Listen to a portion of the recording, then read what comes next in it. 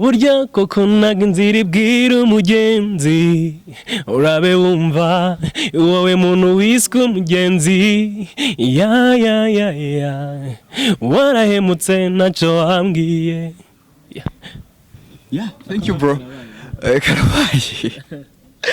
Yeah, manago nkore geste kabisa, nkore geste ufite ijwi ryiza by the way, wambaye neza, drip kabisa ndabona. Okay, reka mbabwire. Uvuze ku kintu cyo gucuzinga location cyo kwactinga mitangaruka kuri Fata. Then uratubwira kuri Fata. Why nyine acting like harimo acting zimeze ukuntu urabidusobanura nyine Fata wadusobanura nyine ho gatoya. Fata biraza guhera muri lyrics nyandika.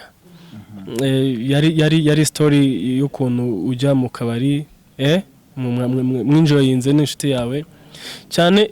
Igitekerezo kijya kuza narebaga hari ukuntu abakobwa b'i Kigali cyangwa se ibyo n'abakobwa n'abandi nawe n'abahungu hari abantu barigize na Joa bro n'umweru nkoresha kuri Facebook nkoresha Muvunyi Vakusi, Instagram nkoreshaho Daddy akarongo V akarongo 250 na YouTube channel ni Muvunyi Vakusi. Ubundi mbafitiye ibintu byinshi ubutaha none muzaza musanga ibintu byarabaye fresh kandi none ikindi kugeza guhera mu ndirimbo ya mbere kugeza kuyo nakoze uyu munsi no kubera mwebwe no kubera abafana banje no kubera imbaraga nagiye abantu banyereka ko nshoboye ni na giving up nzagera kure kandi ndanabashimira cyane buriya courage ni ijambo shira hano ku mutima.